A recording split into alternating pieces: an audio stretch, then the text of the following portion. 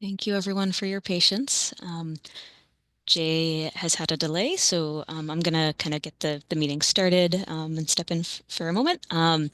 So welcome. This is a Congestion Management Process Committee, and I'm gonna kind of walk through the introductory slides.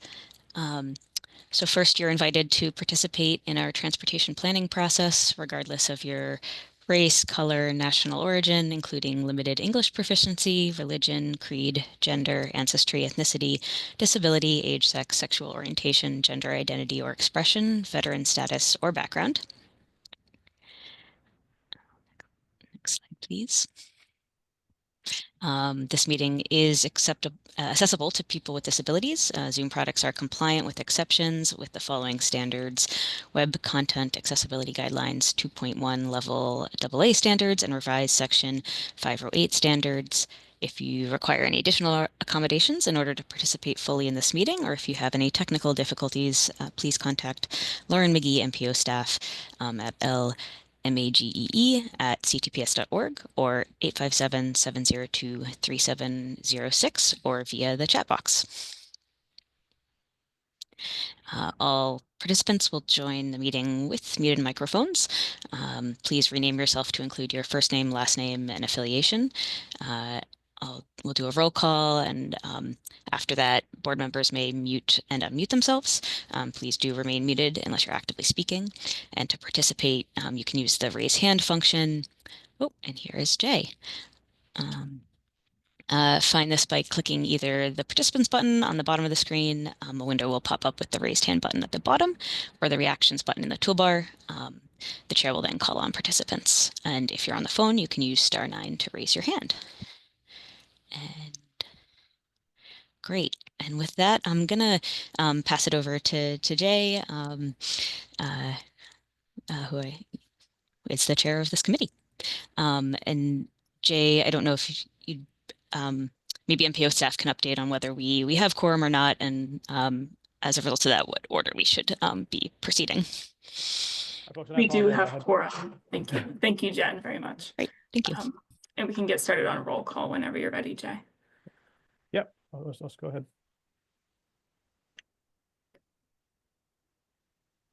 Okay. City of Everett. Yeah, Jay Monty, representing Mayor DeMaria in the city of Everett. City of Boston. Jen Rowe, representing Mayor Michelle Wu and the city of Boston. Three Rivers Interlocal Council. Steve Olenoff, Trick Subregion, Town of Norwood. MBTA Advisory Board. Isabella McKinnon, attending on behalf of Hannah Swidltowski today. Regional Transportation Advisory Council. Litter Artec here. MassDOT. Massachusetts Port Authority. And the Town of Arlington. Morning, this is John Alessi with the Town of Arlington. Okay. That's the roll, Mr. Chair. Thank you. I guess sorry for being late. I had some trouble at home this morning with my son, but we'll keep moving here. So number 4 is an action item for the CMP objectives, and I think Priyanka, that's you. Is that right? Yes, we still haven't. Okay, sorry. Item Limited number. minutes. Oh, sorry. Do we do minutes still, Priyanka? Did I miss that? No, I was just confused if the roll call was for the approval of the committee meeting minutes for the last meeting, or if it was just a roll call for attendance right now. That was just for attendance. Yeah, okay. So we we still have can agenda item number 3, approval of September 19 meeting minutes. Great. All right, so we'll do action number 3, approval of September 19th, 2024 CMP committee meeting minutes. Take a motion to put this on the floor for comment. I move we approve the minutes. Anybody second? John Alessi will second that. All right, John, second that. All right, that's approved. And move on to, do we need to take a roll call for this as well? Yes. We do, okay. Okay. City of Everett, Yes. City of Boston, Yes. Trick Subregion, Steve Allenoff, yes. MBTA Advisory Board, MBTA Advisory Board abstain. Regional Transportation Advisory Council, Higgins, yes. and Town of Arlington. John Alessi, yes. That passes, Mr. Chair. All right. Agenda item number 4, which is the CMP objectives, and this is you, Priyanka. Thank you, Jay. Yep.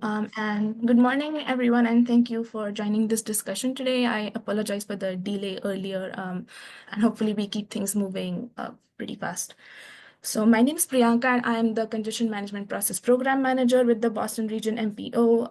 And there are 3 main agenda items on our agenda today. So the first is formally endorsing formally endorsing adopting the CMP objectives for the CMP update for the Boston region. Then the next is remaining part of the CMP network components which were carried over from the last meeting. And then a brief introduction and discussion on performance measures for the CMP. So going into, if we can move to the next slide. Yes, so these are the proposed CMP objectives. So before I go into the details, I just wanted to give a heads up on the timeline for these timeline for which these objectives are proposed to be adopted. So the CMP is typically updated every 4 to 5 years.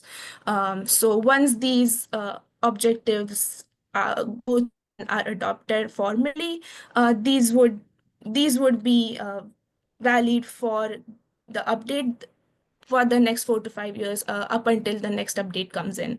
And while there's no federal guidelines set for any timeline set for updating the CMP, typically agencies tend to follow this 4 to 5 year deadline. So just wanted to give a heads up on that. And we've already discussed these objectives at length the last couple of meetings, and this is the final draft proposed after feedback incorporated through the past 2 CMP meetings from CMP committee members. So I think I'll just read through these objectives, and the hope is to have an endorsement for adopting these, but we are also open to any discussion or any further suggestions should they come up. And then another thing is, because the federal guidelines state that CMP regional objectives should align with the long-range transportation plan for the region, the objectives have been listed so that the objective and the LRTP goal area that it aligns most closely with are given next to each other. So objective number 1 in the proposed objectives is to set up measures to quantify congestion patterns and formulate traffic performance monitoring systems to determine congestion mitigation strategies in the Boston region. The second one is to improve safe, efficient, and reliable movement of people and freight across the region through multiple modes. Third is to evaluate multimodal transportation networks to enable efficient travel demand management, increase utilization of multimodal facilities, and identify and minimize connectivity gaps in different transportation modes. Fourth is to explore multiple avenues for alleviating congestion, including encouraging mode shift, demand pricing strategies, and land use considerations, and developing a holistic approach to congestion management. Fifth is to promote healthy communities by reducing traffic volumes and consequently air pollution arising from transportation while paying special attention to environmental justice communities. And the final one is to promote improved economic vitality, racial economic equity, public health, and climate resilience in the Boston region by identifying congested areas and formulating relevant and sustainable solutions. So these are the final proposed draft objectives. And with that, I'll open it up for discussion or any other suggestions. Yes, Len?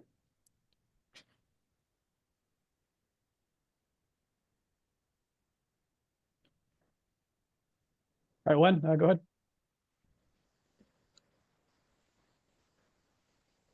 Sorry about that. Thank you. No, thank you. I wanted to express my appreciation for presenting us with this deck beforehand, and I really appreciated the ability to look at it last night and this morning.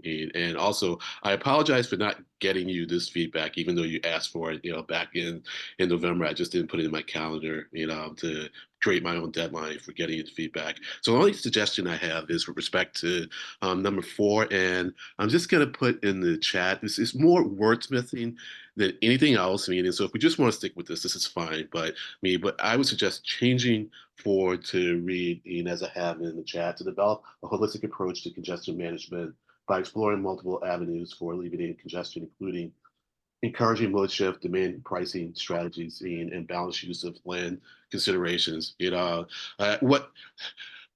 What I like about my edit is that it puts the emphasis on the holistic approach, and then it kind of defines what goes into the holistic approach. But once again, it's just a suggestion with a small s. If we just want to keep it as it is, I'm totally fine with that. That's it. Thank you. Thanks, Glenn. Anybody else? Jen? Yeah. Thank you, Priyanka. I really appreciate how much you've incorporated and sifted through what we've provided in previous conversations, and also appreciated getting the slide deck ahead of time. So, and I will say, I had a very similar, actually, suggested rewording to Len's. So thanks, Len, for putting it out there. I agree with that. I did, on that same objective, wanted to kind of throw out, I kind of shared these objectives with others in the department, and one of my colleagues, Daniel Milbrandt, mentioned that perhaps one additional item that I think is increasingly important to this objective is managing curb use and deliveries. So I know that this isn't necessarily a comprehensive list of everything that would be pursued, but that I felt that was maybe potentially important enough to consider including here, and was curious what others thought of that. I have some other comments too, but I wanted to open it up to others. John. Steve? Yes, yeah, one thing I noticed in here is the mention of freight one time. And that's something in the past, we haven't really done much, not only just for CMP, but for overall for the region, is keeping track of freight movement. And Jen makes a good point. Freight movement includes actual deliveries, which is not in here. I think that with just those few changes, this is good. I think what we have to think a lot about is the fact that it brings up things that we've never done before. We've always concentrated on simply traffic, or mostly automobiles, again, not freight, and public transportation. We haven't looked at it and tied it in with automobile traffic. And I'm not sure how much we're supposed to be doing that, looking at various, for instance, deficiencies in our public transportation system. We were always looking for deficiencies in the highway system. But if you look at this, it puts public transportation on an equal basis. So should we be looking at something like that and telling the T, hey, you have a gap here and needs to be corrected? Or, I won't mention what some of the gaps are there, but that's something that, I'm just really wondering how much of that we should be involved with, because it is something we haven't been involved with before. Sure. I can speak to that a little bit if that's okay. Yeah, sure. Yeah. So thank you, Jen, Steve, and Len for your comments. Len, thank you for posting the revised version of this point number 4 in the chat. It definitely makes more sense to go from a broader version to a more narrowed down perspective. So thank you for that. And to speak to your point about deliveries, Jen, I think that's definitely a an important aspect to consider, and it might seem it might be getting down into too narrow a perspective for the larger objectives, but yes, including them in some or the other way, objectives would kind of emphasize and articulate everything that we're looking at. And then about Steve's comment for including public transportation, I think we also talked about this point in our past meetings, that typically the CMP networks tend to consider only roadways and then only automobiles within that. But because the Boston region already has such a well-utilized public transportation system, we thought it makes sense to consider those other modes as well. And then that has a twofold objective. So one is to analyze ridership or user volumes on all of those other modes and kind of see where crowding or congestion in that respect is on those other modes. And then the second objective is to kind of look at public transportation as a way of alleviating congestion by encouraging mode shift. So that was kind of that were the two main views in including the multimodal aspect in these objectives. Len? Thank you. I appreciate that response. I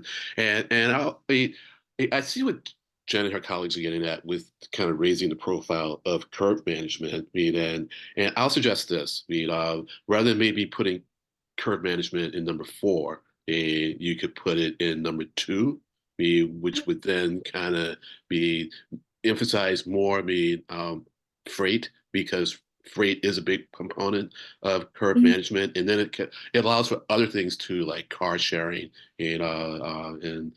so if we did want to add that, then I would suggest 2, but I could also go with 4, or I could go with not having it at all. And there's an SNL skit in here somehow about my trying to not be confrontational. That's it. Thank you.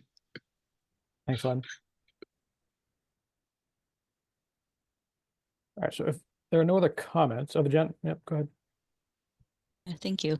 I guess there are 2 other notes that I wanted to share, and either for incorporation or not. One was I think for again, this is from, I guess, our chief noticed when we're talking in number 5, and we're discussing reducing traffic volumes and consequently air pollution.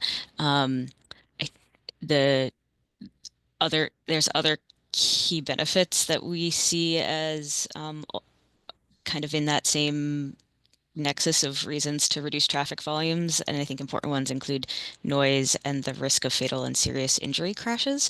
So I guess I think if we're going to be going into to calling out air pollution specifically, we might consider including those other items. Yeah, so either maybe keeping it more broad or kind of noting those other really important impacts of traffic volumes. Curious what others felt to that point.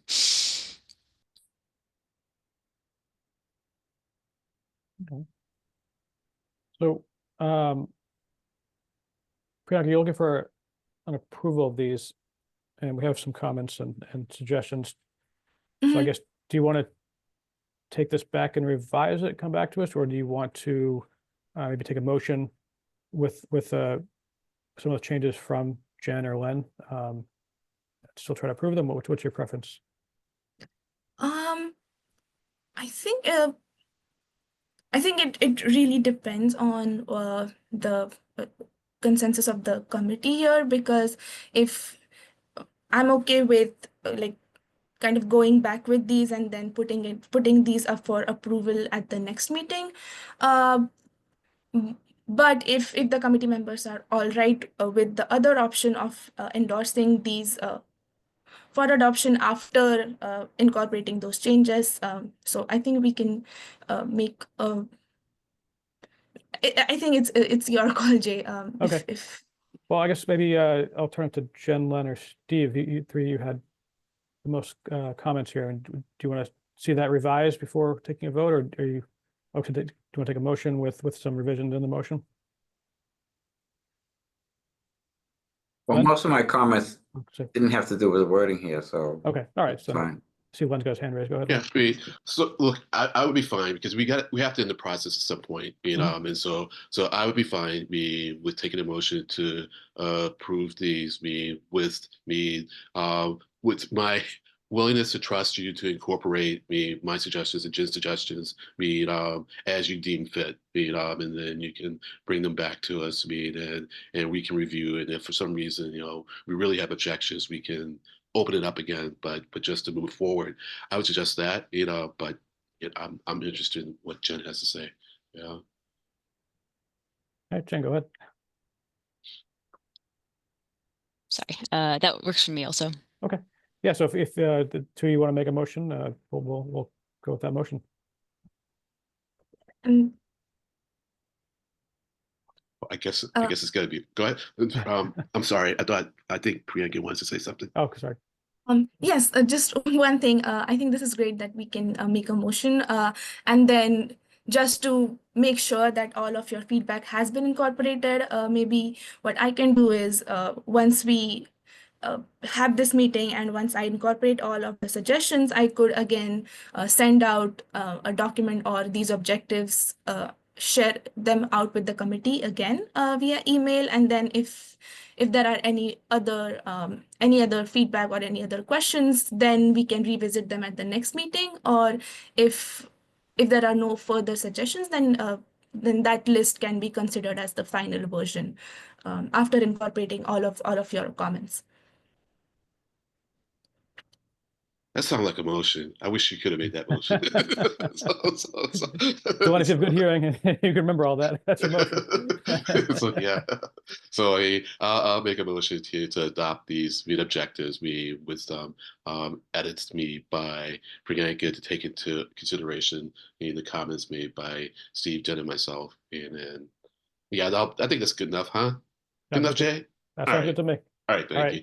Who wants to second it? I'll second that motion. Excellent. All right, we'll do a roll call. Jay Monty, Yes. Jen Rowe, Yes. Steve Olenoff, Steve Olenoff, yes. Isabella McKinnon, I will abstain because I'm not our voting representative. Len Diggins, Diggins, yes. and John Alessi.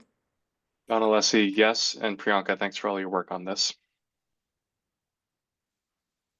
That motion carries. Thank you. All right.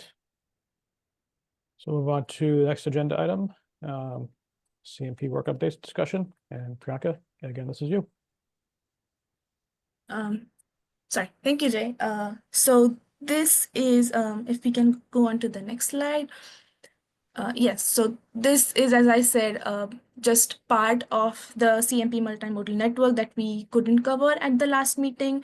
And just as a recap, the CMP network is the transportation network that is to be monitored for congestion throughout the Boston region. And we've looked at, and as I mentioned before, this CMP network typically only has roadways and other factors only relating to automobile traffic. But this CMP network is one of the few multimodal networks to be proposed, just because the Boston region is already so well served by a lot of different modes, including public transportation and also bicycling and pedestrian infrastructure. So the components that we already talked about were roadways, freight traffic, and then rapid transit, commuter rail, and buses, all operated by the MBTA. And then the upcoming slides would cover the remaining components, which were yet to be discussed. So as I said, previously we discussed only transit services provided by the MBTA, as it is the major transit provider in the region, but there are also other transit authorities like K-PAN transit, like KTA or MWRTA, GATRA, and then the Brockton area transit. And then this map, while it shows only fixed routes operated by KTA and MWRTA right now, it's completely open for change. And I think the fact to consider here is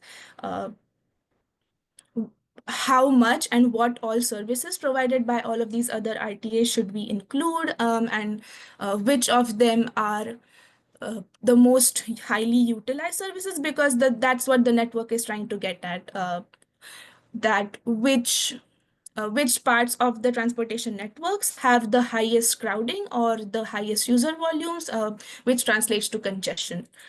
And then the next slide. Yes, so this slide and then the next one both have pedestrian and bicycling trails from the MAPC data common dataset. And the caveat here is that these trails may or may not be directly related to the bike ped infrastructure in an urban setting, because these are only trails that may be in parks or in other green spaces, but not essentially as part of the urban infrastructure in terms of sidewalks and such, or bike lanes right in the city. So, and then these also do not have any volume data. They are just showing infrastructure. And the MPO is planning to set up bike ped counters at strategic locations across the region. But till we have those, any other suggestions on bike ped resources are very welcome. So I think with that, these were the only three components that were yet to be discussed. So with that, I think I can open it out for questions or any other suggestions on either of these.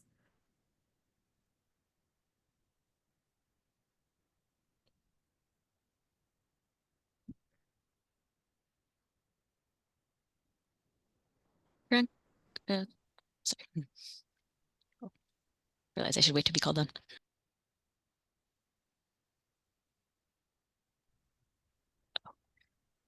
I think maybe Jay's muted. Okay. Sorry, that's my fault. I was muted. Go ahead, Jen.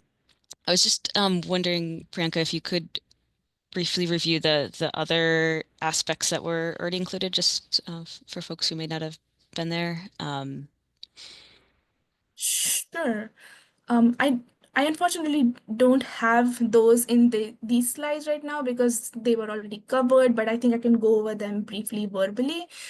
So we included roadways and freight, which essentially come back to roadways. And then we had considered average annual daily traffic as kind of the baseline measure, and the roadways, which included expressways and some principal arterials, which had average annual daily traffic higher than 10,000, were included as part of that roadway network.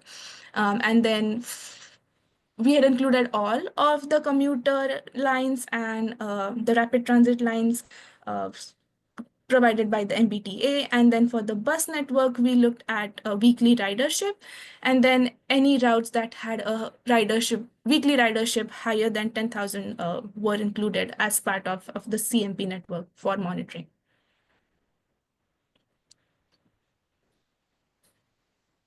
That's helpful. Sorry, I didn't include those here again. I guess I should have. Right. Yeah. I think that's helpful just to understand where these fit. See if anyone else has thoughts. Any questions? Comments? I do have a question, Yeah. And I'm sorry I didn't do the research on this myself, by going to MAPC data common, but the pedestrian network, is that only walking trails, or does that include the sidewalk infrastructure? I believe right now it's just walking trails from Okay. across the region. It doesn't have any sidewalk data. Okay, all right. Is that something that we can get, or is that something we should discuss later on? Yeah, I think the main question is I'm not sure how much level of detail do we have sidewalk data currently, and then counting user volumes for bicyclists and pedestrians has always been a challenge. So I think there's certainly room for improvement there in terms of if we do have any data sources that provide those volumes, then that's exactly what we're looking for the CMP network. Thank you. Any other comments? Jen? Just to kind of clarify that, or so I can understand. So we would really only wish, is it true that we would only wish to include aspects of our network as part of the CMP network if we have those, like some data on volumes, in which case maybe, it doesn't fulfill that to have, the bicycle and pedestrian data, shape files from MAPC as part of the network, or because I guess there's, trying to understand congestion or utilization of these facilities, but there's also kind of understanding where there's gaps in the network, and that's maybe preventing, encouraging folks to drive versus use these. So yeah, I was curious if you could speak to, is that an essential component for the analysis to have volumes of users? Yeah, I wouldn't say it's essential, because the CMP network in general does include only vehicle related data, and this is something that we are expanding beyond the normal. So yeah, we are focusing on user volumes for the CMP network just so we know where high usage is currently present. And then to speak to your other point about where we find gaps in the network, I think that can come in as part of the next step, in which we monitor traffic performance, and then in that we can come up with ways of identifying those gaps and seeing whether there are spots which are currently underutilized in terms of the bike ped infrastructure, and then seeing how we can encourage people to make use of those parts of the network, if that makes sense.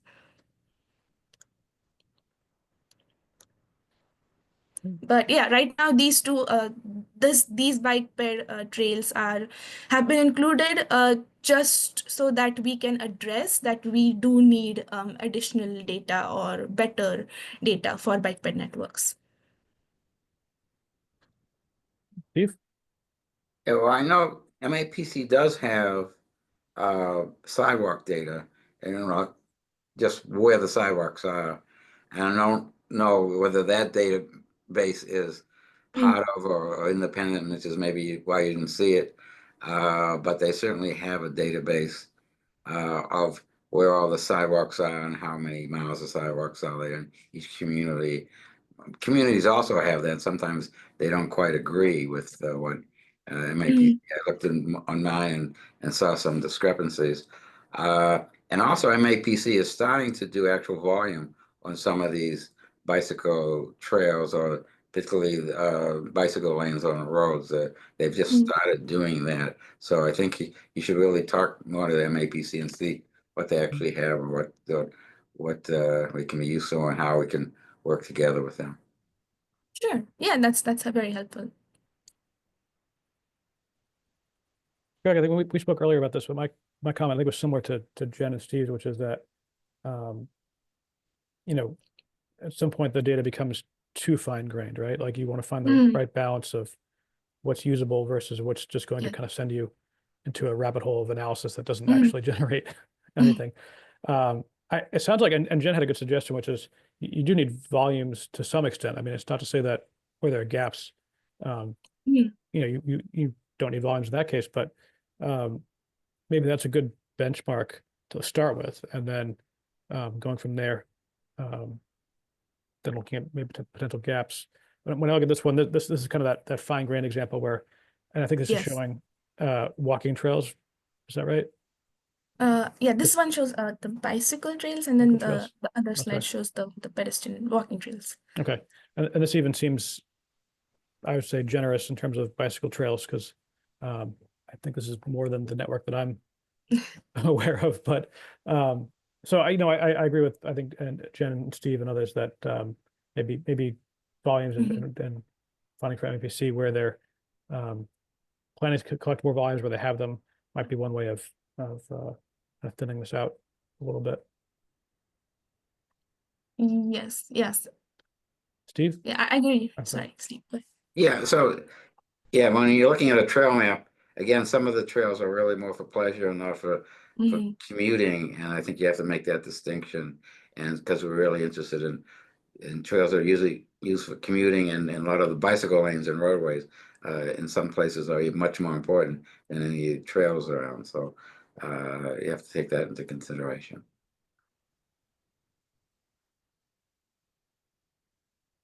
And Priyanka, so you're not looking for a vote on this?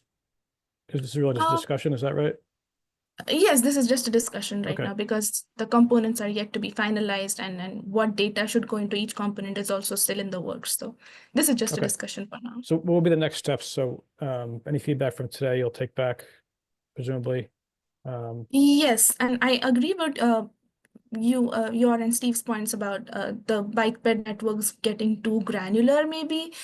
So I think the way to strike that balance is to decide how much of those networks to include, or should they even be included as part of the CMP network, or they just stay separate from the CMP network and just kind of be an overlay layer to see the gaps or the connections. But yeah, I think we can continue discussing a bit on. I'll continue working on this, and then maybe we can discuss this further at the next meeting again.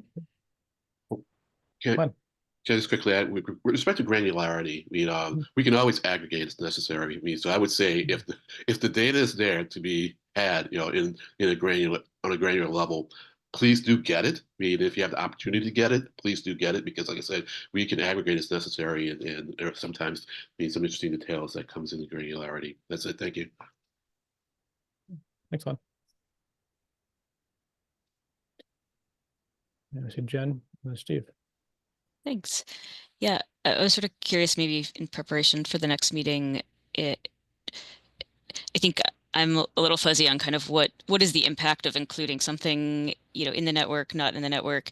So I wonder if maybe you might be able to present a little bit on kind of maybe not so much of pros and cons, but like what is, the what are the criteria we might wish to use for, what is in the network, is part of the network or not.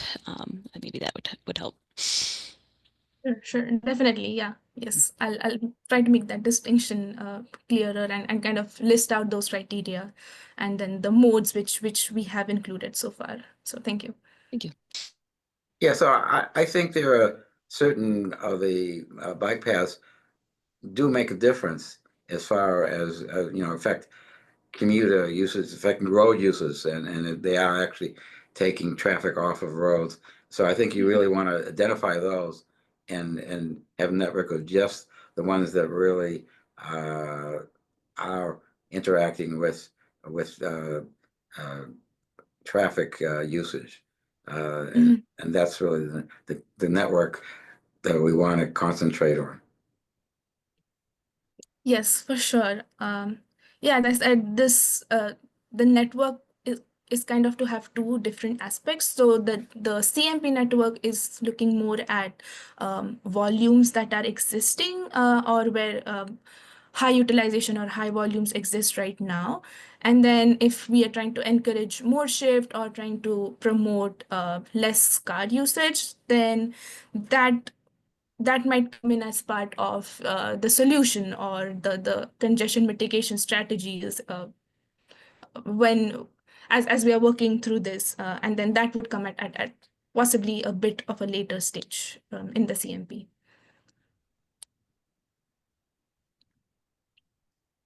Any other comments? All right, so Priyanka, we'll look forward to hearing back from you maybe next meeting with some updates. Great. Sure. All right, let's go on to the next agenda item, which is introduction to CMP performance measures.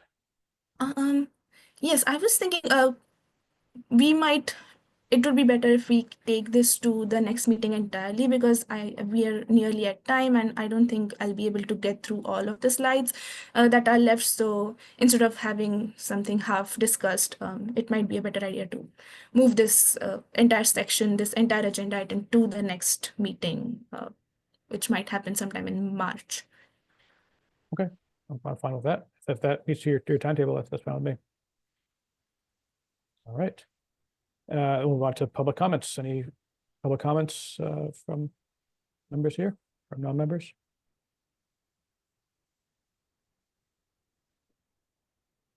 All right, seeing none, we'll move on to members' items. Anybody? So just a quick question for me as a member item. And I can just send it through email. Can you just tell me where to find the current performance measures? That's all. And I'd like to know. I was going to ask at the meeting anyways. So I looked on the page for the congestion management, and I saw a couple of really good papers by Ryan from 2019. But so yeah, if you could send that to me or us, that'd be great. Thank you. Sure. Yeah, I'll send those links. And while there's no current adopted performance measures as such, because the CMP work done before this was done all in like smaller studies or papers, there are a couple of references that I've been using from within the MPO for performance measures, and I can send those links. Okay, I better understand now. Okay, great. I understand. All right. Well, thank you. So that was a good enough answer. Okay, great. Great. With that, I'll take a motion to adjourn. So eloquently moved. All Jay. right, second. Jen, thank you, Jen. Second that. All right, we are adjourned. We will see you all in a couple weeks. Right. Thank you very Take much. care.